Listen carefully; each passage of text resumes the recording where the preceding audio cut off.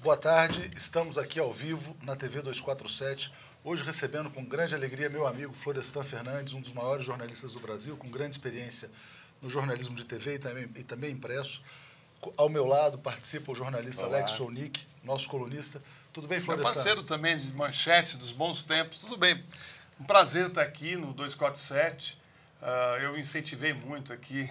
Na verdade, até contando uma história aqui de bastidores, quer dizer, o Florestan foi o grande incentivador da TV 247. Sem ele não teríamos essa experiência que a gente começa... Você teria, né? Agora, eu acho que botei uma fogueira para sair antes. Exatamente. Bom, só lembrando, quer dizer, o Florestan, quer dizer, ele já foi, enfim, jornalista da Globo, criou a Manchete, quer dizer, a parte de televisão, foi também, quer dizer, quem implantou a TV Brasil aqui em São Paulo. E hoje também, quer dizer, é um jornalista muito combativo, muito ativo, quer dizer, no próprio Facebook dele, quer dizer, com mais de 40 mil pessoas que o seguem, onde ele tem colocado posições muito claras sobre o processo político brasileiro, na verdade, sobre o golpe. Como é que você tem, quer dizer, por que você tem sido tão transparente, quer dizer, e chama o que está acontecendo no Brasil de golpe de forma tão explícita, vamos dizer assim? Porque eu acho que o que aconteceu no Brasil foi um golpe mesmo, né? E um golpe que foi armado, acho que talvez até antes da primeira eleição da Dilma, já estava em um processo de tentar remover as forças de esquerda que estavam no poder. Isso está muito claro. Quer dizer, em todo o processo do governo Lula, você vê que a mídia o trata de uma maneira dura, né? E depois, no governo Dilma, foi uma coisa também quase que sistemática, né? O que surpreendeu muito foi a utilização, né, da justiça para se fazer esse trabalho que, no passado, foi feito pelos militares, né? Eu lembro aqui que na história do Brasil, e acho que você já deve ter falado isso, é uma repetição, né? Uhum. Isso ocorreu nos anos 50 com Getúlio Vargas, que teve que dar um tiro no coração, porque o processo era igualzinho, eram denúncias de corrupção, de que havia enriquecimento ilícito. E nem tinha Globo na época, né? Tinha o jornal o Globo. Não, né? A TV Globo, a com a Globo força não da tinha. TV, né? Mas tinha, assim, a mídia já era... Tinha raio. O discurso era único. Claro. Era único. Né? E, no fim, você vê o Getúlio... Fora a última hora também, A última hora, Samuel Weiner. Samuel Weiner. Última hora. Era o único. Agora, muito importante, Florestan, quer dizer, aliás, antes de mais nada, vamos dar boas-vindas a todo mundo que está aqui nos saudando, que está nos acompanhando. Peço que compartilhem, que sigam. Já recebemos aqui cumprimentos de Palmas, Tocantins, Manaus, Ana Lúcia Matos, sou sua fã, Florestan. Mas eu acho que era importante você falou do judiciário. A mídia, quer dizer, ela atua politicamente no Brasil há muito tempo, né? Você mencionou, quer dizer, no caso do Getúlio, você tinha lá o jornal do Carlos Lacerda, né? De uma maneira Globo, a Folha, o próprio o Globo, Estadão. a Folha, o Estadão, na época dos militares também. Agora, um movimento como aconteceu com a Dilma, da TV se engajar de maneira tão intensa, você já tinha visto algum precedente, quer dizer, de você ter convocações, de manifestações? Não. O que eu vi, eu estava até na Globo, quando começou o movimento pelas diretas já, eu estava na Globo e eu lembro direitinho que eu fui deslocado para ir para a Praça da Sé, o Tramontina também foi o Carlos Nascimento, e aí havia uma posição de se fazer a cobertura da primeira grande manifestação pelas diretas já, em 84, no dia 20... Era do dia 25 de janeiro? 25 de janeiro, na Praça da Sé. Aí, de repente, veio uma ordem para a gente voltar para a redação. Ficou, acho que só o Nascimento lá, e mesmo assim ele não entrou as imagens e o locutor do estúdio falando que era o aniversário da cidade, que as pessoas estavam ali comemorando o aniversário da cidade, e aquilo não era nada de... Foi um dos grandes vexames da história da Globo. Foi. Né? Você pode contar, quer dizer, como é que foi isso? Quer dizer, o bastidor, de onde veio a ordem? Como é que foi essa... Olha, pelo que eu levantei depois, porque eu participei de um projeto chamado Histórias do Poder, tá? Com o Alberto Dines, né, a Nelma Salomão. Era uma série de documentários que depois virou uma coleção com 3 livros. E aí o que eu consegui apurar é que no dia do comício chegou, naquela época era fax, porque não tinha computador, um fax da Presidência da República dizendo para os donos das emissoras que quem colocasse no ar as imagens e falasse que estava tendo uma manifestação contra a ditadura e pela democracia, ia perder a concessão e ia sofrer sanções. Ou seja, jogo pesado. Jogo pesado. Ali era o Figueiredo, presidente. Era o Figueiredo. Aí a Globo, que era a primeira a entrar no ar com o Jornal Nacional, ela recuou. E, pelo que eu soube, o Dr. João Saad reuniu o Joemir Betting, a diretora de jornalismo, levou na sala dele e falou, olha, eu recebi esse fax, é uma ameaça, mas não tem sentido eu ter uma emissora de televisão e não poder dar essa notícia.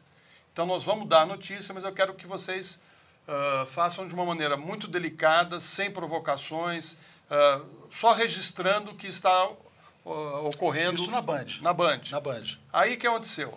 A Band entrou com as imagens falando que estava tendo um comício pelas diretas já no centro de São Paulo, não sei o que, bem na hora que começaram a cantar o hino nacional. Então, deu aquele sobe-som do hino nacional, aquelas bandeiras diretas já e tal. Enfim, a Band deu. A Manchete vinha na sequência, falou, vou dar também, porque se a Band deu, também deu. E aí a Globo ficou fora, não deu. Né? O que aconteceu? O doutor João Saad foi chamado em Brasília, o seu João Figueiredo teria dito para ele assim, falou, seu João, o senhor lembra aquela concessão que o senhor me pediu de uma emissora aqui em Brasília? Ele falou, sim, eu lembro, presidente. Ele falou, pois é, aqui, ó, está aqui, né, a concessão, olha o que eu faço com ela. E rasgou. Aí disse que Isso era o velho, era o pai do atual presidente, que é o Johnny Saad. Aí disse que seu João levantou, falou, é só isso, presidente? Ele falou, é só isso. Ele levantou, foi embora e disse depois para o pessoal da Band, falou, ficou barato, porque a concessão eu não tinha. Então, não perdi nada. Eu não ganhei, mas também não perdi nada. Então, ficou barato. Aí disse que o tempo passou, houve a eleição do Tancredo, o João Figueiredo, o general João Figueiredo, chamou o seu João para uma conversa em Brasília, ele foi, o presidente lá, o general, disse que tinha se arrependido de ter feito aquilo e que, então, que ele não queria sair do poder brigado com o seu João e que ele, então, estava ali com a concessão para ser entregue para o João Saad. Diz que o seu João pegou e falou, olha, presidente, eu agradeço muito, mas eu acho que não vai ficar bem o senhor saindo do governo e entregando uma concessão para mim. Eu prefiro que... Ele teve alguma altivez no processo. Mas e na Globo? Quer dizer, como é que caiu entre os jornalistas? Ficou muito ruim. Essa decisão de não dar?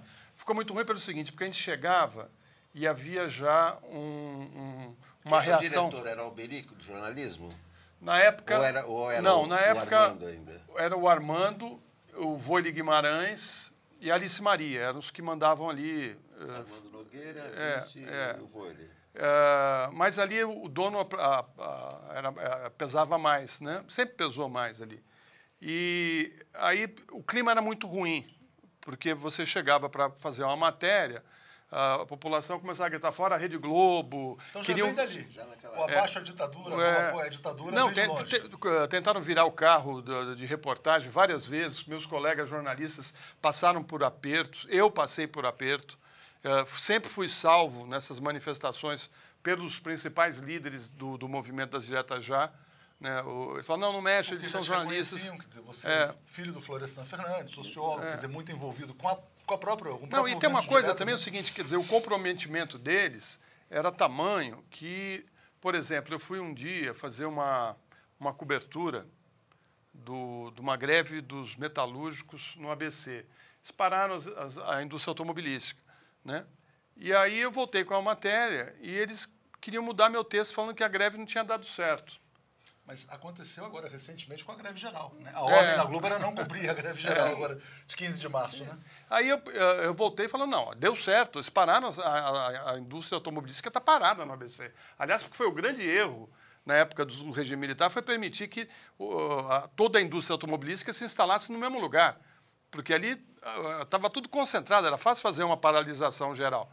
E aí o que aconteceu, eu me neguei a gravar o off, isso me deu um problema lá dentro. Eu falei, olha, coloca na boca do locutor, como é que eu vou encarar os trabalhadores amanhã, indo lá, né, falando uma inverdade? Porque vocês estão falando que não deu certo, eu estou dizendo que deu, que a indústria está parada. Né? Então, assim, esse tipo de coisa... naquele momento, ainda era a saída da ditadura para um processo de redemocratização. Mas naquela época a Globo era melhor do que é hoje. Era melhor. Era bem melhor. Por quê, hein? Porque, como era um momento de abertura política, eles estavam querendo mudar também. Eles estavam querendo falar, bom, nós estamos juntos. Nós não, né? Então, assim, havia um interesse de apresentar a emissora como... Isso depois que virou. Depois que virou. Depois que virou. Então, assim, havia um grau de liberdade um pouco maior. Por exemplo, quando eu entrei, tinha uma relação de termos que você não podia usar. Você não podia falar greve. Você tinha que falar paralisação. Greve era uma palavra proibida. Regime militar era proibido. Por quê? Era o que? Era revolução? Não, falavam em governo. Governo, enfim. O governo militar, talvez, não me lembro agora, mas eu sei que falar de ditadura e tal, jamais. Não podia também se falar no nome do Brizola. O Brizola já era vetado. Já era vetado. O outro que era vetado era o bispo de Pernambuco, Recife. O Helder Câmara. Uma vez a gente entrevistou o Saturnino Braga e ele disse uma coisa interessante, quer dizer, que a estratégia da Globo, Saturnino que era pedetista também, era condenar ao ostracismo, quer dizer, era não mencionar, a pessoa não existe, quer dizer, não existe nos jornais, não existe na televisão, quando você tem um monopólio, a pessoa praticamente não consegue fazer campanha, vamos dizer assim. Mas ainda assim o Brizola conseguiu se eleger no Rio, né? Quer dizer, conseguiu superar esse bloqueio. O Brizola acho que fez uma ação, né, espetacular quando ele contrapôs o golpe que estava sendo dado na manipulação dos votos do Rio de Janeiro. Isso. Né? Do Proconsult, né, que você acompanhou, que aquilo foi uma vergonha, né, aquilo foi péssimo para a Globo. Né? Então, assim, mas eu estava falando desse período, porque nesse período havia uma relação boa entre, por exemplo, o Mário Covas e o Lula. Né? As forças progressistas estavam muito unidas ali. Né? Eu fico, às vezes, pensando, não sei você, Alex, como é que... pensando como é que estaria o Mário Covas hoje vendo tudo isso. Né? Porque ele era um democrata. Dória, né, de repente. Assim, será que foi para isso que a gente fez todo esse processo? Quer dizer, ele apoiou o Lula em 89, ele subiu no palanque do Lula. Né? Fala assim, não, que se o Lula ganhasse a eleição em 89, ia ser um desastre. Eu não sei, porque o Lula, provavelmente, para ganhar a eleição, ele ia ter que subir a rampa com o Brizola de um lado e o Covas do outro.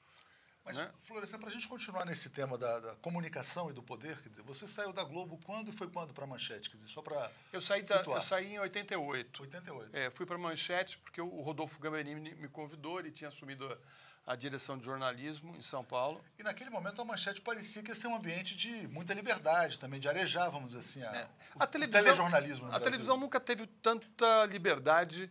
Né? Acho que, aliás, nem nos grandes jornais você tinha muita liberdade. Né? Então, a Manchete era melhor nesse sentido, porque, o dono não entregava a cabeça de jornalista. Duas, ele você dava... já teve episódios, né? Quer dizer, do Paulo Maluf pedir sua cabeça, de pessoas importantes chegarem e olha, demite esse cara. Então, com o Maluf mesmo houve um problema e o senhor Adolfo me chamou na sala dele, falou, o que aconteceu? Eu expliquei o que tinha acontecido, eu falei, ele me desrespeitou. Tal. Ele falou, olha, então faz o seguinte, não cobre mais o Maluf. Chamou o diretor, Florestan, a partir de agora, se tiver que cobrir o Maluf, manda outro jornalista, para não ter problema. Aí passou um tempo, né? O doutor Paulo chega para mim num lugar e topa assim, um com o outro assim, e fala, Florestan, meu amigo, como vai você? Eu falei, seu amigo, doutor Paulo? Imagina se eu fosse seu inimigo. Ele falou, por que está falando isso? Eu falei, estou falando isso porque o senhor pediu minha cabeça para o senhor Adolfo. Mentira, nunca fiz isso, jamais faria isso.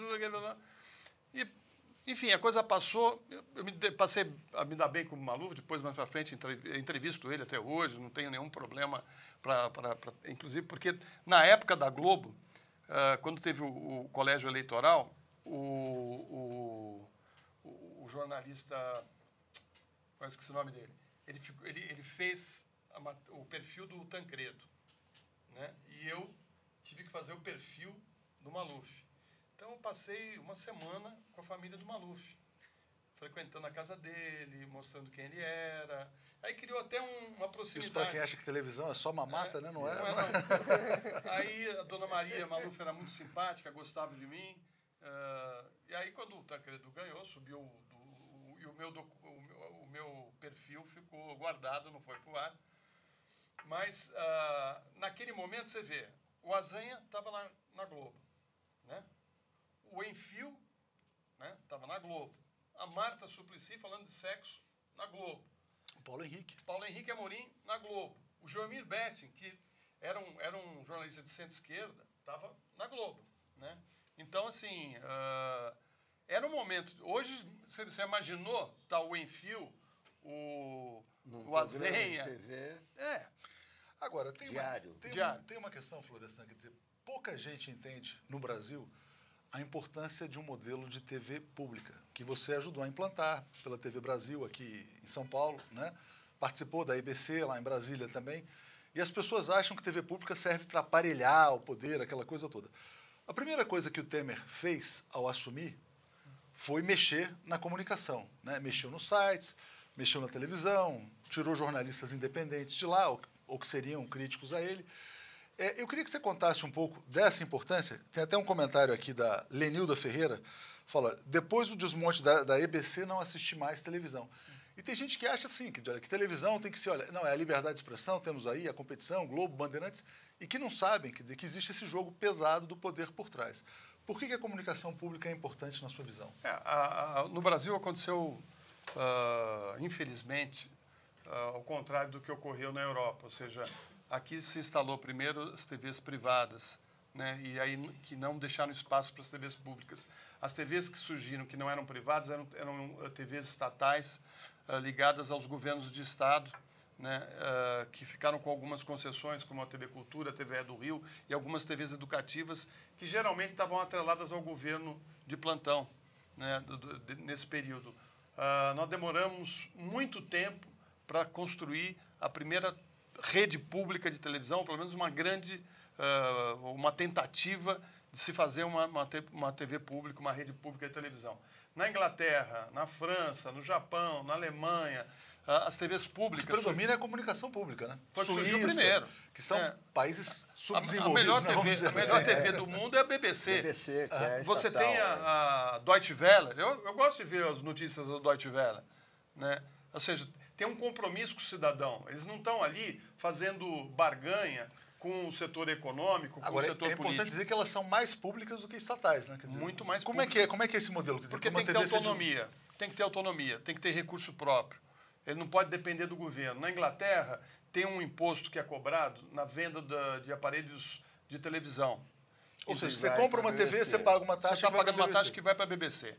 Né? E aí a BBC tem... É lógico que o partido que ganha a eleição ele tem o direito de indicar o presidente da BBC, mas passa por todo um processo dentro do parlamento, não é assim, o cara tem que passar por uma entrevista, né, o que é correto, ou seja, a população votou num partido que ganhou a eleição, ele tem a legitimidade de indicar, né? Agora, ele é indicado por competência e por, assim, é muito complexo. O sujeito pisou na bola lá, ele cai fora. Lógico. Recentemente, a gente teve esse problema na BBC, que foi afastado o presidente da BBC porque foi descuidado com relação a uma notícia... A linha editorial independente, vamos dizer assim. Exatamente.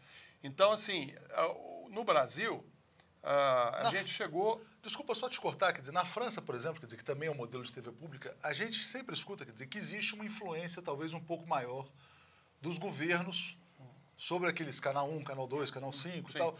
Porque, enfim, quer dizer, é muito misturada ali aquela questão, a relação de poder. Você viveu na França, você diria quer dizer, que o modelo inglês é melhor do que o modelo dos modelos internacionais que você já conheceu? É mais independente ou não? Eu acho que sim, eu acho que é mais, mas... Eu acho que funciona quando o país é democrático. Não funciona na França, na Inglaterra, funciona em países onde tem a democracia. O modelo de administração da BBC é muito bem feito, né? Mesmo porque ele não trabalha só com os concursados. Eles têm gente do mercado... país também que dão importância ao serviço público de televisão, de informação. Né? Notícia é um direito do cidadão. Então, assim, é como você...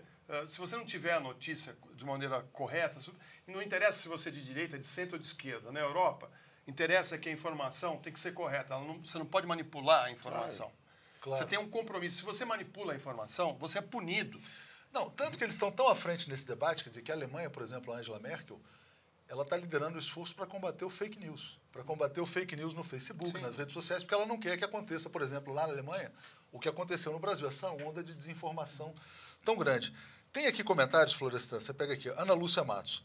Olha, por que os jornais da TV Brasil não têm mais comentaristas? O que aconteceu? Quer dizer, não pode ter mais opinião, é só noticiar? Eu acho que é interessante pelo seguinte, a pergunta é extremamente oportuna, porque a TV Brasil tinha um conselho formado pela sociedade civil, né? E plural, né? Não era uma...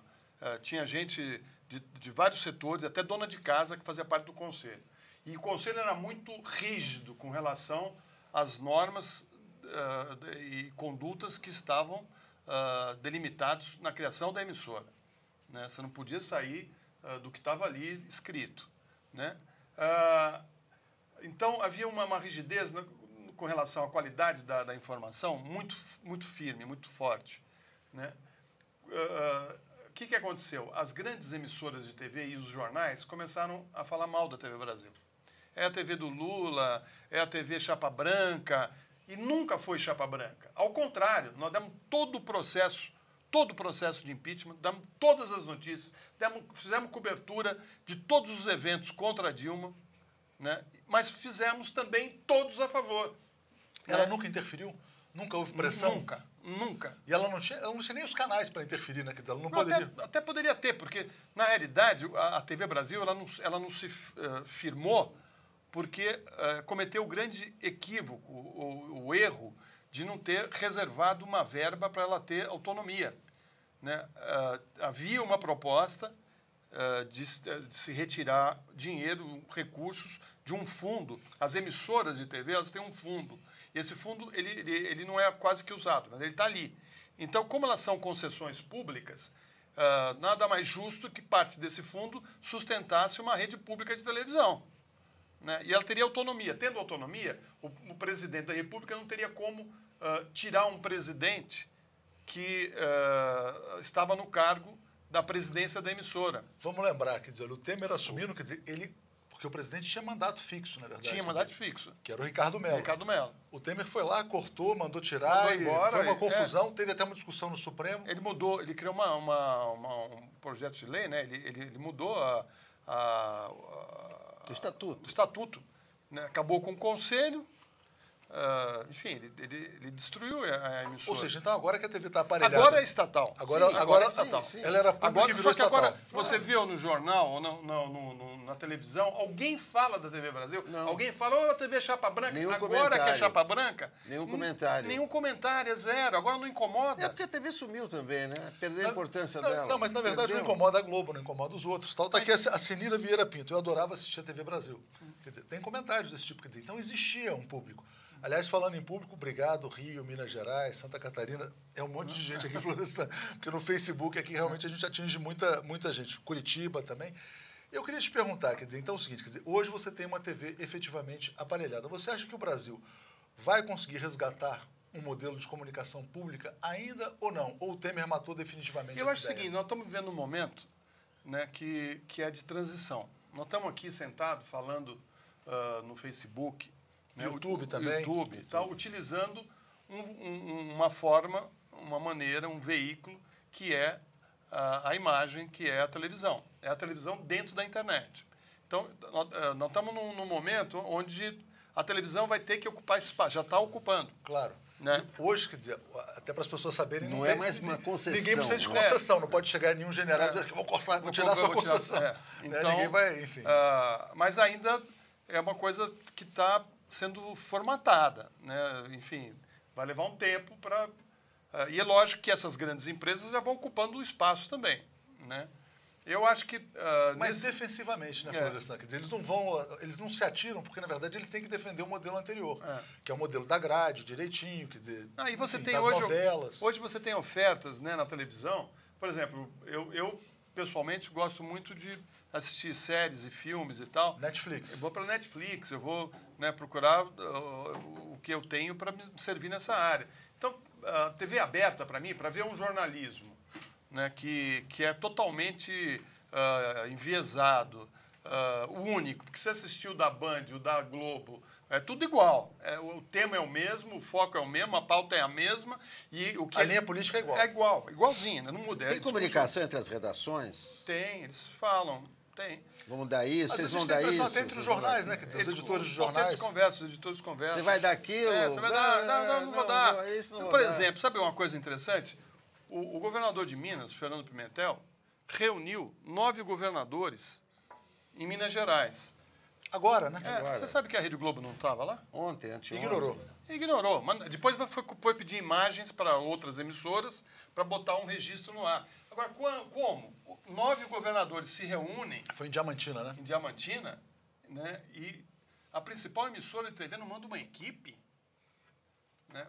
Para mim, é estranhíssimo. Assim, eu entendo que não interessa hoje para a emissora, talvez para os compromissos dela, dar essa notícia. Mas... Não, mas aí também, quer dizer, acho que a Globo está agora ativamente participando da derrubada do Temer, né? Quer dizer, ninguém aguenta mais. Mesmo, a Globo talvez... A Globo está fazendo... o problema não é ideológico, o problema é comercial. Quer dizer, com a situação de recessão do país... Não tem anúncio, quer dizer, isso prejudica a Globo, e não só a Globo, como você acha que foi um tiro no pé da mídia? Vários setores e tal. Acho que o Temer já está dando prejuízo. Nessa altura, acho que a Globo não pegando o gancho mais, aqui do Sonic, por exemplo, se você imaginar, bom, precisamos derrubar a Dilma, o PT e tal, vamos lá, vamos ter o nosso governo, vamos ter mais verbas publicitárias e tudo mais. O problema é o seguinte, quer dizer, foi devastada a economia brasileira, quer dizer, então vários anunciantes privados desapareceram. E aí você vê esse movimento que o Sonic falou, quer dizer, será que não foi um tiro no pé? Será que do ponto de vista econômico, quer dizer, quem apostou nesse golpe não saiu perdendo também? Qual a leitura que você faz disso? Eu não sei, porque assim, eu tenho a impressão, quase que como uma convicção, de que a maioria da imprensa brasileira está na mão dos bancos. E havia... Toda pendurada. E há um interesse violento dos bancos de tirar a Dilma e colocar alguém atrelado aos interesses deles, né? Inclusive um assunto que um dia se deve tratar aqui é a dívida pública brasileira, né? que em grande parte é uma invenção dos bancos. Ou seja, o jogo foi muito mais pesado, então, do que disputa por verba publicitária. Acho que sim, assim. Acho que sim. Você vê que o Moro faz uma investigação e nenhum nome de banco aparece. Os grandes financiadores de campanhas eleitorais... Além das empreiteiras. Aliás, ele acabou com aquela CPI do Banestado, né? Também. Dizer, quando envolve banco, né? engaveta. Mas vamos falar sobre esse ponto. Quer dizer, já que você falou da Operação Lava Jato, quer dizer, você tem feito posts sobre esse tema, né? E você fez um recente que repercutiu muito, a gente até publicou no 247, que dizia respeito a, vamos dizer assim, a participação internacional no golpe, especialmente dos Estados Unidos, para chegar a uma destruição de setores estratégicos da economia brasileira. Aí estamos falando de engenharia, próprio setor de proteína animal. Você acha mesmo, quer dizer, que houve uma ação de fora para dentro? Eu acho que houve. Eu tenho certeza que aconteceu isso. Assim, não foi sozinho, né? Ele contou com a colaboração, como sempre, né, dos bancos e da grande mídia brasileira. Quer dizer, todos unidos num objetivo que é vender o país e ganhar dinheiro nesses leilões que vão ocorrer aqui com as grandes empresas. Né? O Brasil começa a ser vigiado e começa a ver uma ação da CIA, né? Quando o Brasil anuncia a descoberta do pré-sal. Né? 4 laptops foram roubados da casa de engenheiros da Petrobras, em 2008. Em 2007, o Brasil descobre o pré-sal. Em 2008, 4 laptops com informações importantes da descoberta e dos poços de petróleo do Brasil são roubados. E 2 HDs. Né? E aí, um dos engenheiros disse, na época, para o G1, ele disse o seguinte, olha, com as informações que eles foram roubadas, né, essas informações valem mais ou menos algo em torno de 2 bilhões de dólares. 2 bilhões de dólares valiam as informações que foram roubadas. Ele falou assim, eu não tenho dúvida nenhuma que o governo brasileiro vai sofrer pressão para entregar essas reservas para as grandes empresas petrolíferas que atuam principalmente nos Estados Unidos. Está lá, no G1, em 2008, uma matéria enorme. Ou seja, então a grande motivação é a entrega do pré-sal. Lembrando, quer dizer, que no mês de outubro, se o Temer ainda estiver no poder, ele pretende realizar os leilões de petróleo, onde a Petrobras teria o direito de preferência para atuar nos campos do pré-sal, mas como diz o Pedro Parente, não, talvez não seja o caso, esses campos não são tão bons, ele deve abrir mão do direito de preferência para abrir aí para Shell, Exxon, Chevron, todas essas. Ou seja, quer dizer, o objetivo vai se consumar, se nada for feito. Não, isso aí já está na agenda do governo, né? Já anunciou que vai ter leilão no ano que vem. Acho que até nesse ano. Não, né? esse ano. Esse ano também. Eles estão querendo fazer esse ano ainda, Agora, em outubro. Além da entrega do petróleo, eles destruíram a indústria de plataformas. O Brasil tinha montado uma indústria que estavam produzindo aqui as plataformas de exploração desse petróleo, né? Com esse processo da Lava Jato, essas companhias faliram, fecharam.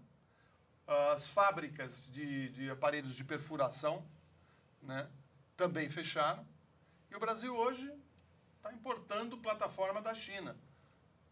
Criamos desemprego aqui, destruímos empresas que estavam produzindo e dando recursos, estavam exportando essas plataformas. Nós tínhamos tecnologia para vender lá fora, mas da noite para o dia fechou esses grandes estaleiros. É um saldo de destruição total. Destruição total. Né? E aí você fala assim, bom, e essas empreiteiras? Né? O Brasil estava ocupando espaço, né, com essas empreiteiras, Odebrecht, Andrade Gutierrez, OAS, estavam fazendo obras na Venezuela, estavam fazendo obras na África, estavam fazendo obras na China, nos Estados Unidos, então, enfim, estavam entrando no Iraque, no Irã, na Síria, eles estavam construindo aeroportos, portos. Né? Agora o brasileiro vai ser, o engenheiro brasileiro vai ser motorista do engenheiro chinês. Quebramos, entregamos. O que os americanos queriam? Nós fizemos de graça para eles, entregamos, eles quebraram todas. Assim, isso eu não estou dizendo que esses empreiteiros não tiveram que mereciam, né? Porque eles... Agora, você não faz isso fechando, parando, porque o que houve é que eles pararam as obras no Brasil inteiro. Em São Paulo, aquele monotrilho está parado até hoje, porque é uma obra de uma dessas grandes empreiteiras. É o AS, se eu não me engano. A gente está levando aqui uma bronca do César Brandão, que ontem nos deu uma bronca também, dizendo que a gente nunca fala do Nióbio. Porque o Nióbio... O Nióbio é uma coisa lá... É um negócio misterioso, aparentemente é controlado pela família Moreira Salles, que controla a Companhia Brasileira de Mineração e Metais. Dever de casa, hein, Sonic? Estudar mais sobre o Nióbio. Não sei se você tem informações. Mas é porque muita gente fala, quer dizer, que ali, quer dizer, na verdade, tem um esquema gigantesco. Muita gente até associa ao Aécio. Eu vou te perguntar, quer dizer, tem muita gente também aqui nos chamando, Florestan, quer dizer, a destacar o caráter internacional do golpe, né? Você disse, quer dizer, então houve atores internos, quer dizer, as instituições financeiras... Teve a história do Obama, né? O próprio Obama, né? Você teve, quer dizer... Quebrou o sigilo da dona Dilma. Investigou a Dilma. Da presidenta. Denunciado pelo Snowden, tudo aquilo. O Snowden, inclusive, foi ele que disse, em 2013, que não era só a Dilma que estava sendo bisbilhotada, que a Petrobras já vinha sendo há muito tempo. Era a Petrobras, era o foco. Agora, muita gente está dizendo o seguinte, quer dizer, olha, bom, vocês vão ficar nessa ladainha de golpe e tal. Eu queria lembrar, ontem, né, aliás, antes de ontem, o doutor Lúcio Funari, fazendo delação, disse, quer dizer, que Temer e Eduardo Cunha conspiravam dia e noite e que ele pagou a compra dos deputados. Quer dizer, mais do que um golpe, quer dizer, na verdade, a execução da operação na Câmara foi paga, né? Quer dizer, diante disso, quer dizer, você acha que é possível ter alguma esperança de anulação desse processo ou não? Eu não acredito nisso mais. Eu acho que não. Eu acho que seria melhor para o Brasil que isso acontecesse, mas eu não acredito que isso vá acontecer. E eu acho também o seguinte, quer dizer, quando as pessoas falam que não foi golpe, que não sei o quê, houve uma eleição com condições iguais, tanto para o Aécio como para a Dilma. Os dois usaram caixa 2 e os dois gastaram o mesmo montante de dinheiro através de recursos de empreiteiras, bancos, enfim, todo mundo já sabe muito bem como é que funciona a eleição ou funcionava a eleição no Brasil. uma pessoa ganhou a eleição, né? Ganhou com 5 milhões a mais de votos, não é pouca coisa, é mais do que o Obama... Devia ter ganho até por um voto, não importa. Não importa. Né? Até por um Mas voto. ele teve 3 milhões a mais do que seu adversário, a Dilma teve 5, né? A eleição tinha que ser respeitada, né? Teria que esperar o fim do mandato dela, ter uma nova eleição, enfim, essa coisa de... Eles não queriam só antecipar a eleição, eles queriam tirar a possibilidade de a centro-esquerda, que uma proposta social tivesse a possibilidade de permanecer no poder. Você não acha que, por exemplo, quando ela se reelege, quer dizer, a 4ª vitória seguida do PT, e a direita enxerga que o Lula seria o candidato favorito em 2018, que essa também foi uma das origens desse processo, eu vou dizer, que aí seria um ciclo de 20 anos de poder? Sabe o que acontece? Eu vou te dizer uma coisa. Eu lembro que uma vez eu escutei da dona Ruth Cardoso, que ela disse numa conversa com um grupo que eu estava, ela falou, olha, vocês estão equivocados com relação ao PT. O PT tem quadros que são competentes e que vão fazer uma intervenção forte na inclusão social. E isso vai fazer diferença nas eleições. Ela tinha essa visão? Ela tinha essa visão, mesmo porque ela também tinha, ela criou lá o Comunidade Solidária, que era já um primeiro passo nesse sentido, e o Fernando Henrique não teve a sensibilidade ou não se importou com uma ação que ela, dona Ruth, já tinha percebido lá atrás, que o país tinha que fazer a inclusão social se quisesse avançar na democracia, se quisesse se transformar num país mais forte e independente. E avançar na economia também, E na própria expansão do mercado interno. Exatamente. Então, me parece que eles acharam o seguinte, o PT vai ganhar a eleição, não vai conseguir governar, né?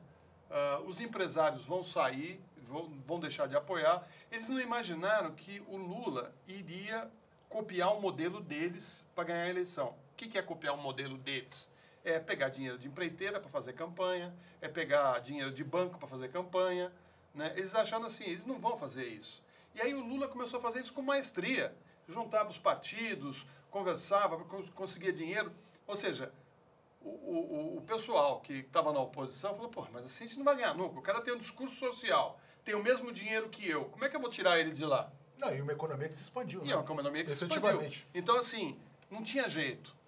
Né? Porque mesmo na eleição da Dilma, com toda a crise que estava, com denúncias, com não sei o que lá, tinha dinheiro na campanha dela. E eles sabiam que esse dinheiro garantia Aí ele falou, não, então vamos acabar com esse jogo, então não vale mais esse dinheiro. Né? Então... Mas achavam que só não ia valer para um lado, né? Achavam que essa criminalização da política como um todo, quer dizer, porque na verdade a tese inicial era o caixa 1 é propina. Quer dizer, então vamos dizer assim, quer dizer, o dinheiro arrecadado por dentro pelos partidos passou a ser propina. De repente descobriram que o PSDB estava cheio de caixa 2, que o DEM hoje está sendo... Aliás, ontem à noite foi denunciado o Agripino Maia, presidente do DEM, que estava nas manifestações, quer dizer, todo o sistema implodiu, né? Quer dizer, como é que você está vendo essa crise política? Qual é a saída que você enxerga? Então, o nosso Congresso ficou muito ruim, né? Acho que ele piorou muito. O Alex deve estar horrorizado, porque a gente nunca imaginou que fosse ficar tão ruim, né, Alex? Não, a última vez que eu estive lá foi em 84, em 85, né, nas diretas. E eu cobri ainda a Constituinte, depois a gente ainda teve um momento de grandes oradores, de grandes políticos, né? Ulisses Guimarães, o Severo Gomes, o Almino Afonso, meu pai, enfim, você tinha ainda um... Era outro nível, né? Tinha um debate, existia um debate, né? Hoje é um... se respeitavam, né? Hoje é uma coisa pequena. Hoje o que você me dá em troca disso é um varejo, né? É pequeno, varejo, e é um pessoal, assim, o perfil ficou muito ruim, né? Como é que você vai fazer uma reforma política com um Congresso com esse perfil? O Brasil passou a ser governado pelo baixo clero. Né? Líderes, Carlos Marum, né? André Moura, quer dizer, esses são os líderes que falam ali. Agora, né? Quer dizer, quem botou esse baixo clero no poder, vamos dizer assim, quer dizer, foi o PSDB. Quer dizer, foi o PSDB que não aceitou o resultado das eleições, o Aécio... Eu vou te contar uma coisa, você quer saber? Quando falam assim que o brasileiro não sabe votar, eu acho que é meia verdade. Eu acho que o brasileiro está votando dentro daquilo que a mídia dá todos os dias para os brasileiros. Má informação. Então, assim, eu fico assustado de ver, porque as pessoas não têm noção do que está acontecendo com o país. Noção. Né? Estão votando com o que eles ouvem na rádio, quando eles ligam a TV e ficam vendo aqueles programas policiais, o âncora, falando sobre todos os temas de maneira preconceituosa, às vezes até racista, né? Criando um pensamento horrível, uma sociedade que tá vivendo assim, um momento de pavor. Ou seja, então o Bolsonaro é uma consequência natural disso. Então, assim, quem é responsável por isso? Quem usou a televisão para fazer esse tipo, televisão e rádio, para fazer... Para plantar o ódio. Plantar o ódio ao ódio e a desinformação. E a desinformação. O ódio é desinformação. Eu trabalhei numa rádio. A desinformação gera confusão. Né? Aí você não sabe o que fazer, você está confuso, para onde que eu vou? O que eu faço? Eu trabalhei numa rádio, não vou dizer o nome dela aqui, mas uma rádio popular e grande. Um dia, eu fazia comentário, anos 2000. Ficava na Avenida Paulista, a rádio. Um dia, o dono da rádio entrou no intervalo, dentro do estúdio, e falou assim, no próximo bloco eu quero que você acabe com essa mulher. Essa vagabunda aí começou a xingar. Né? Isso aqui é porque ela ficou de botar um dinheiro aqui e não colocou. Assim? Assim. Aí o produtor pegou o telefone, ligou para o repórter. Fulano, você está onde? Ele falou, estou aqui na Paulista. Como é que está o ponto de ônibus aí? Ah, está meio cheio. É o seguinte, então você vai entrar, vai entrevistar as pessoas aí para elas falarem mal do ônibus, que o ônibus não passa, que o serviço de transporte é ruim, que essa prefeitura não está fazendo nada com relação ao transporte. E é lógico que ele entrou. E aí, você fica esperando muito tempo no ônibus? Ah, fico. E o ônibus é ruim? Não, é ruim, o transporte é ruim. Porque é ruim mesmo. Né? Lógico. Como sempre foi. Como sempre foi. Né? Mas assim, a motivação... Quem era? A Marta? Motivação Era a Marta Suplicy. Eu fiquei, assim, pasmo. Porque eu vi aquilo e falei, gente, o que é isso? O que é isso? Né? E é assim que é tratada a comunicação no Brasil. Infelizmente é assim. Como um jogo de interesses mesquinhos. O Jônio Saad fez a mesma coisa com o Haddad, né? O Jônio Saad com o Haddad fez a mesma coisa. Não, aí foi a Jovem Pan, foi mais a Jovem Pan, não. Mas a Band explicitamente, assim, não, vão acabar com você e tal. A Jovem Pan nem se fala. Aliás, falar em Jovem Pan, a ponto do Marco Antônio Villa ficar reclamando da agenda do Haddad, quer dizer, 6 horas da manhã ele não estava na prefeitura. E não se preocupa com a agenda do João Dória que não para em São Paulo. Agora, eu estou achando estranho, porque o Marco Antônio Villa está pedindo a cabeça do Temer diariamente. Vocês já repararam? Eu não sei porque eu não escuto. Não, mas é impressionante. Ele, assim, todo dia fala do Temer, que não é possível mais, é corrupção, etc. Mas, ô Florestan, deixa eu te perguntar aqui. Quer dizer, você, na verdade, seu pai, Florestan Fernandes, grande sociólogo, o verdadeiro pai da sociologia no Brasil, foi um dos melhores amigos do Fernando Henrique. Né? E você conviveu com o Fernando Henrique desde criança, a ponto de ter uma relação de amizade. Quer dizer, como é que se enxerga o papel do Fernando Henrique nesse processo? Ele poderia ter contido, por exemplo, a irresponsabilidade do Aécio, ele poderia ter dito, olha, basta, não vamos chegar tão longe, não vamos jogar fora a democracia. Porque eu acho que você avalia? Eu acho que o Fernando Henrique ele tem dois momentos na vida dele, como intelectual e como político. Como intelectual, ele é um homem extremamente culto, inteligente, fala muito bem, sabe fazer análise, meio preguiçoso, né, segundo os seus colegas da universidade, mas ele tem um brilho, ele tem, né, e ele foi meu paraninfo na faculdade, né, e foi também uma pessoa que eu tenho um grande respeito e tal. Como político, eu acho que ele se deslumbrou com a chegada ao poder, porque ele não esperava. Em 2001, antes do Collor cair, eu tive com ele um grupo de jornalistas, a Mônica Valdivoga era da Globo, me convidou para jantar, eu estava em Brasília, e no caminho ela falou, o Fernando Henrique vai também. Não, aliás, ela não falou do Fernando Henrique, falou da menina que foi namorada do Fernando Henrique. Miriam Dutra. Miriam Dutra. Ela vai também. E aí, quando ela parou na casa do Fernando Henrique, a Miriam estava lá e a gente saiu juntos. Ele, nesse dia, me disse o seguinte, falou... Isso é 91, não 2001. 91. 91. Desculpa, né? 91. Aí, nesse dia, ele falou para mim, Júnior, eu vou abandonar a política. Eu falei, por quê? Ele falou, porque, vê só, o PSDB não conseguiu eleger nenhum governador, a não ser no Ceará. Perdemos a eleição presidencial.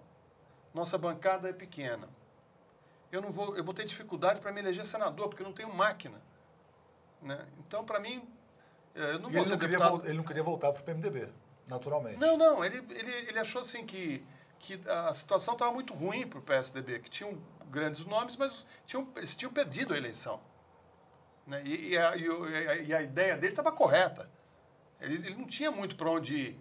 Né? Para onde que ele vai naquele momento? Aí ele falou, vou abandonar a política, porque ser deputado federal não vou ser. Eu sou senador, vou ser deputado federal, então eu vou abandonar a política. Aí vem o processo do impeachment do Collor, que caiu por causa de uma Elba, né? E o outro aqui que pediu para calar a boca do Eduardo Cunha, que o deputado ligado a ele foi buscar uma mala com 500 mil reais, aquela... Tá tudo certo. Fora 50 milhões do Gedel. Tá tudo certo. Né? O outro caiu por causa de uma Elba. E a Dilma caiu por causa de uma pedalada, né, que ninguém nem sabe explicar. Nem sabe o que é. Que pedalada foi essa, né? Pois é. Bom, então, aí caiu o Collor, o Itamar não tinha quadro para governar. O que ele faz? Ele falou, o PSDB está cheio. O que mais tem é quadro. Né? Porque era uma parte do PMDB que se dizia pura, né? Que era contra a corrupção do Quércia. Rompeu com o Quércia. E tal. Então, assim, tinham grandes nomes ali, o Ciro Gomes, né? O próprio Serra, naquela época. O Serra, o Fernando Henrique, não sei o que. Aí monta um ministério com esse pessoal que perdeu a eleição. Eles passaram até a máquina na mão. Através do Itamar. E o Itamar depois me disse... E o Fernando Henrique foi convidado para ser ministro da Fazenda. Né? Não, então, aí o Itamar me contou essa história com detalhes. Ele falou assim, olha, quem tinha coragem de colocar um sociólogo na economia, que entende menos de matemática do que eu, que sou engenheiro? Né? Pois é, mas eu convidei o professor Fernando Henrique porque ele era professor e sabia falar, sabia se expressar. O plano estava feito, já estava em execução. Quando ele foi nomeado ministro da Fazenda, era para ele ser o garoto propaganda, para ele explicar para a população entender o que era o plano real. Ele falou, o plano real era meu, era da minha equipe, eu montei a equipe.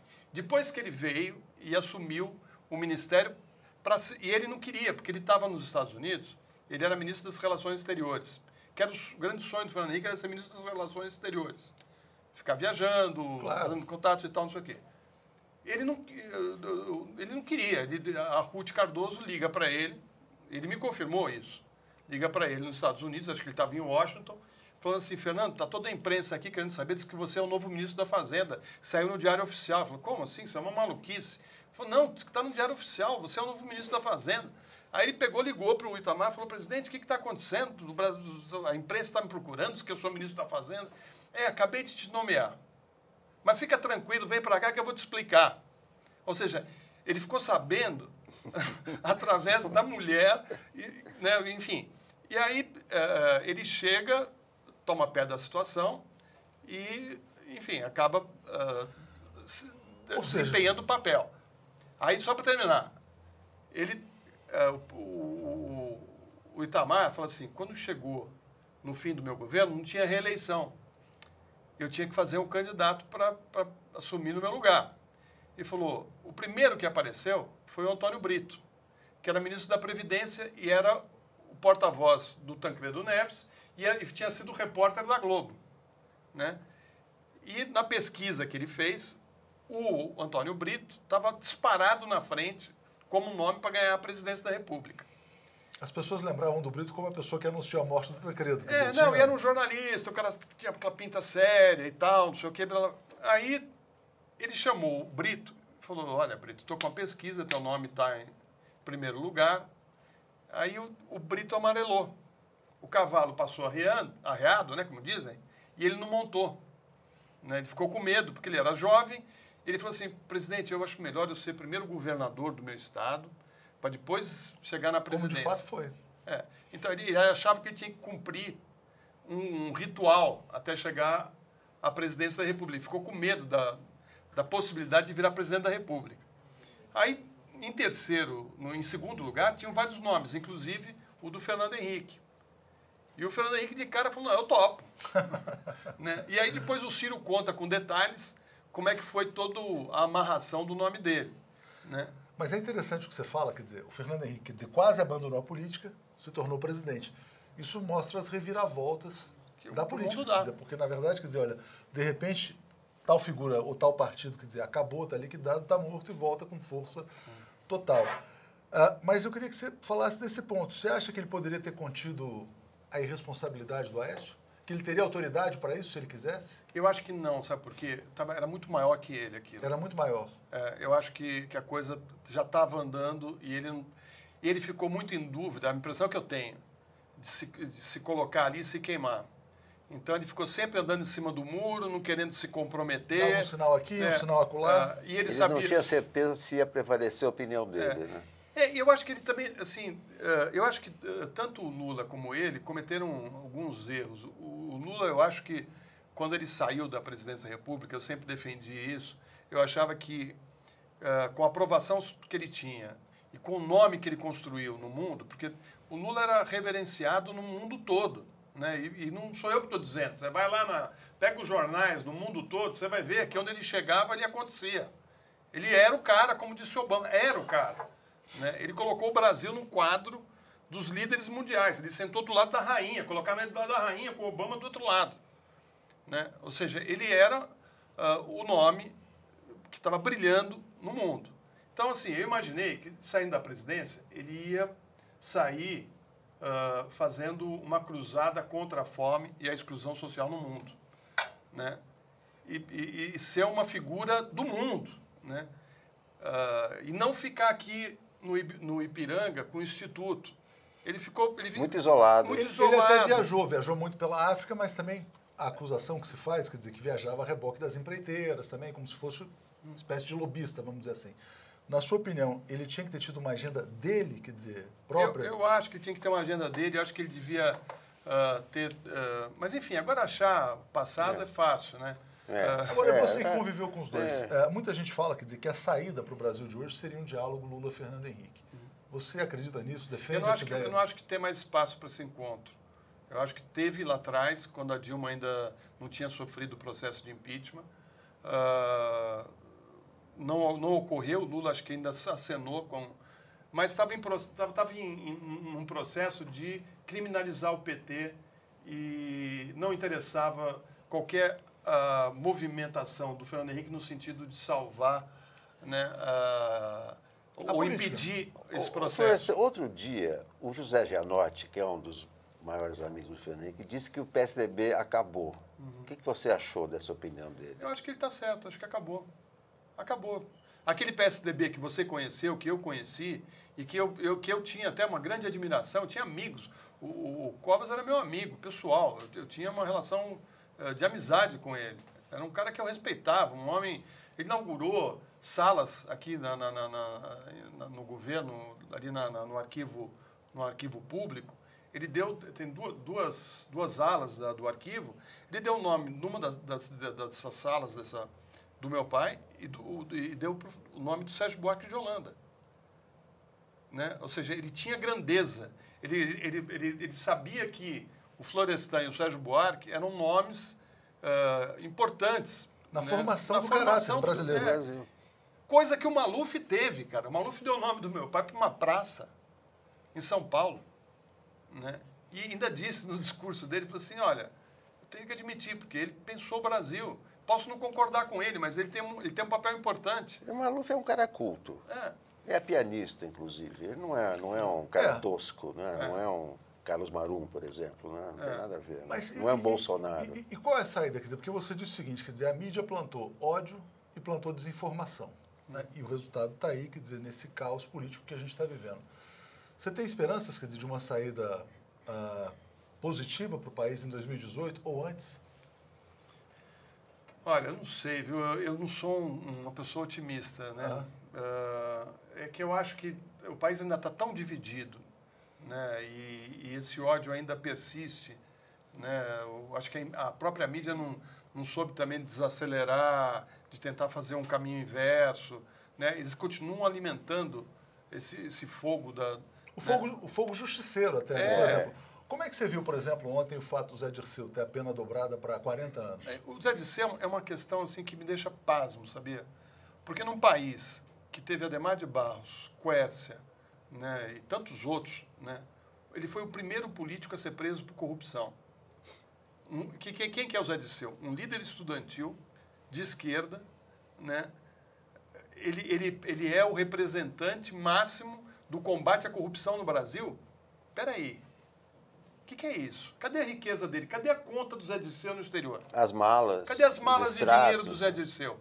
Ah, não, mas ele operou. Operou, tá. Mas todos operaram também. O PSDB operou, o DEM operou, o PMDB operou. Ninguém mexeu no Sérgio Mota. Não, o Sérgio Mota morreu como herói. Né? E era um cara de esquerda também, como foi o Zé Dirceu. Sim, mas fez as suas coisas Fez as com o suas governo coisas. Henrique. Mas por que você acha que ele simboliza tanto? Quer dizer, assim, ele É porque quando galvaniza ele esse chegou ódio. ao poder, eu acho que aí o Zé tem um pouco de culpa nisso. Ele agiu de uma maneira muito, não diria truculenta, mas de ocupar o espaço, de fazer o jogo político do poder. Então, por deixar exemplo, claro que era o chefe. era o chefe, ele mandava capitão. deixar o Gabeira esperando na sala, né? Uma coisa que faltou um pouco de delicadeza. O Gabeira era do PT, ele deixou o Gabeira esperando na sala, o Gabeira foi embora, falou, bom, eu não vou mais ficar nesse partido, o cara não me atende, não me leva a sério. Ou seja... Um pouco de soberba. Soberba. Mas não é crime. Não é crime. Soberba não é crime. Mas pra você ter uma ideia, eu entrevistei o Bonhausen no dia da... Foi logo depois da posse do Lula. E na saída do estúdio, ele conversando comigo, falou assim, o maior nome desse governo é o Zé Dirceu. E eles viam o Zé Dirceu como o Golbery do Lula. É o grande pensador, é o grande articulador. E é ele que tem que ser destruído. Mas não sabiam que o Lula era o Lula também, né? Sim. Quer dizer, muita gente dizia que o Lula não resiste sem o Zé Dirceu, não resiste sem o Palocci. E ele foi se mostrando maior. Aqui tem o César Brandão que fala o seguinte, Florestan, falou, olha, por que a mídia haveria de fazer o caminho inverso se ela é a grande beneficiária do golpe? Eu não sei se ela é grande beneficiária, porque que tipo de vantagem que ela vai tirar de um país que foi quebrado, que teve sua economia destruída, um país que estava tentando acabar com a exclusão, ou reduzir a exclusão social. Nós voltamos a um tempo pior do que a época do Fernando Henrique, pior do que a época do Sarney. Nós estamos vivendo uma situação econômica no país hoje, de pobreza, muito pior. Mas muito pior. Você anda aqui em São Paulo, as calçadas estão lotadas de gente dormindo na calçada, nas ruas. A pobreza está aí, todo mundo está vendo. A violência está na rua. A violência aumentou muito, aumentou a violência contra as mulheres. A questão do preconceito aumentou. Enfim, para que interessa isso para uma mídia? E essa conta vai chegar para a mídia. Quer dizer, como chegou a conta do golpe de 64, quer dizer, que a Globo reconheceu... Algumas chegou rapidinho. O Alex sabe disso. A mídia impressa está toda destruída. Né? Você vê o que aconteceu com o Abril. Onde está Abril hoje? O que foi Abril? O que é Abril hoje? Agora, Florestan, a gente sabe, quer dizer, que em breve você vai estar à frente aí de um programa novo na televisão, o que se comenta, né, que você vai ancorar um debate muito construtivo sobre o Brasil. Você pode antecipar mais ou menos o que você vai fazer? Porque eu acho que assim, as pessoas estão ansiando muito por informação de qualidade, por informação de credibilidade. O que você vai fazer na volta à televisão, vamos dizer assim? Então, eu vou tentar ocupar um espaço que foi perdido, né, com o fim da TV Brasil, né, de fazer um jornalismo democrático, republicano, independente, né, sem ter compromissos com banco, com empreiteira, com políticos. Ou seja, é um programa que vai levar em consideração. Você já pode isso. adiantar quando começa, onde? Não, aonde não. Eu só posso dizer o seguinte, que a estreia está marcada para novembro e eu prometo vir aqui falar sobre o projeto com vocês e dizer o que é o novo caminho que está se abrindo aí na televisão brasileira, que em breve acho que vai estar fazendo diferença. Então tá, o Florestan vai estar com um canhão, espero que todos assistam, e a gente vai estar aqui com o nosso, com o nosso chumbinho, convidando todo mundo a sempre acompanhar a nossa TV pela internet, como você falou. A tecnologia está mudando. Agradeço a todo mundo, agradeço a você, Alex. Obrigado, Florestan.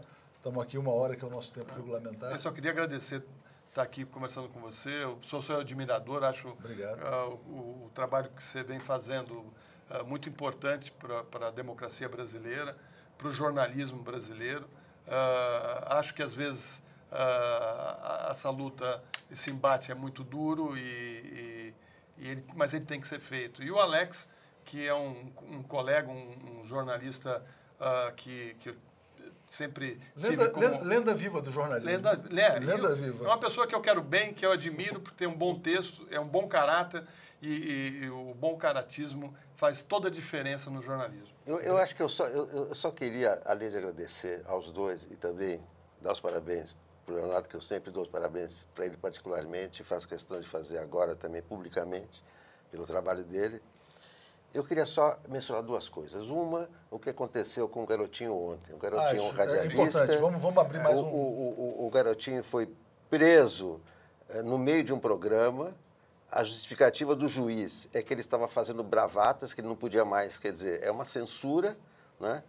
Eu acho que isso não pode mais acontecer, deve ser revertido em segunda instância, não se pode prender ninguém se a pessoa se sente caluniada, a pessoa processa o jornalista, etc. É o caminho legal e democrático, e não tirar o garotinho do ar. Então, quero registrar esse protesto. E a outra coisa, hoje, o falecimento do Fernando Pacheco Jordão, que é um nome imortal do jornalismo, né? Em tudo, brilhante em tudo, caráter, texto, resistência, um cara maravilhoso, e eu queria deixar registrado, não devemos esquecer o Fernando Pacheco Jordão nunca, é um nome que tem uma referência do jornalismo brasileiro, tem que ficar para nós todos. Né? Ele acabou se tornando ainda maior pela sua ação como jornalista da TV Cultura, no momento pior, que foi o assassinato do Vladimir Herzog. O Vlado trabalhava com o Fernando na TV Cultura, e o Fernando era para ter sido presidente da TV Cultura quando o Covas ganhou a eleição, e o Covas ficou muito bravo quando soube que não ia poder fazer o Fernando presidente da TV Cultura. É lamentável, é triste, porque o Fernando morre de maneira até prematura, porque ele ainda poderia ter muitos anos de vida, mas, infelizmente, acabou falecendo, e enfim, boa lembrança do Alex. Fica aqui nossa lembrança, nosso protesto em relação ao caso do garotinho, que também é jornalista, como radialista, na verdade, e convido todo mundo, quer dizer, 8 horas, vamos estar aqui de novo, como estivemos ontem, no embrião do nosso telejornal, que por enquanto a gente está chamando de um debate ainda, mas estamos aqui aquecendo as baterias, quer dizer, e treinando para tentar fazer um diálogo cada vez melhor com vocês. Muito obrigado e até a próxima.